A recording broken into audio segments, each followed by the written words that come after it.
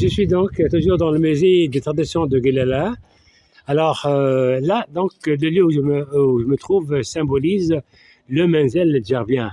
Le mot Menzel donc signifie donc un domaine, un domaine formé donc tout d'abord donc d'un verger et d'un potager. D'ailleurs là, on voit le puits donc qui servait donc à puiser de l'eau au moyen d'un dromadaire là pour déverser donc l'eau dans un bassin. Ensuite, l'eau circule dans des rigoles là, en maçonnerie pour l'irrigation du verger et du potager.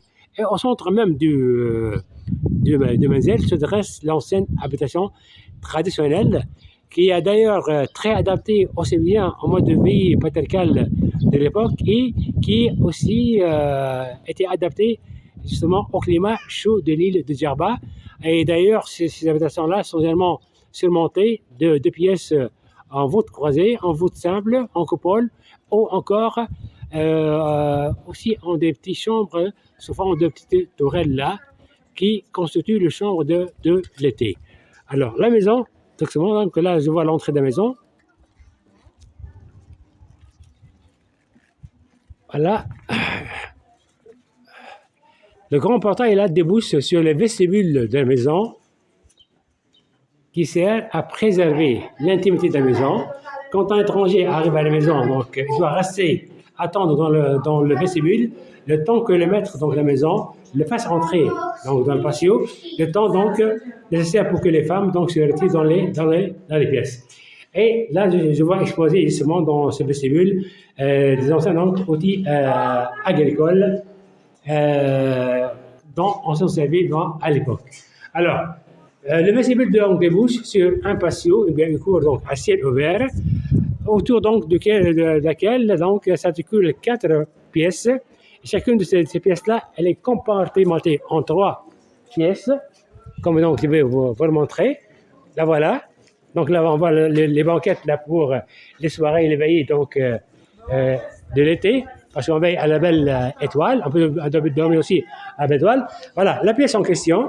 Voilà, elle est formée justement donc d'un espace qui sert de salle de séjour.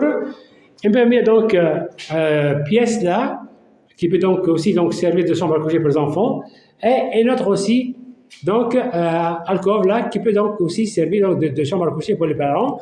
Alors il suffisait donc d'étaler dans une natte en jonc sur laquelle donc on place un matelas bourré donc de laine et ça sert donc de chambre à coucher. Donc, et puis donc, cette niche-là que vous voyez là, servait donc à mettre ses babouches. Bon, par contre, là, ce que je vois, c'est donc, là, je vois une femme en train donc de tresser des chapeaux ou encore des paniers en feuilles de palmier. Et là, je vois donc 2 femmes en train de jouer à un jeu traditionnel là, c'est la course vers la Mecque. Voilà. Là, c'est une sorte de damier. Alors, grâce à ce jeu-là, donc, la personne donc, qui gagne donc, le jeu, c'est ça qui arrive donc la première, donc, justement, à la Kaaba, à la maison de Dieu là, que l'on voit en noir. Le jeu là s'appelle en arabe le sig. Je vais donc voir d'autres pièces là, encore un autre typique de pièces. Voilà. Toujours donc l'espace central qui sert donc de salle de séjour. Et là aussi, ça sert de pièce pour les parents. Alors que là, je vois aussi une scène de vie quotidienne. Une femme en train de garder donc de la laine. Le bébé donc dans son berceau. Un berceau donc qui est fait donc de la carapace d'une tortue de mer. Et là, une femme qui est en train donc de filer justement de la laine grâce à un biseau.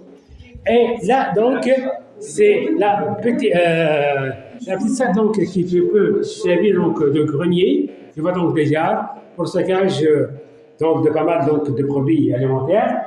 Et là, c'est l'escalier qui mène donc à la chambre d'été, qui est donc sous forme donc, de petites tourelles.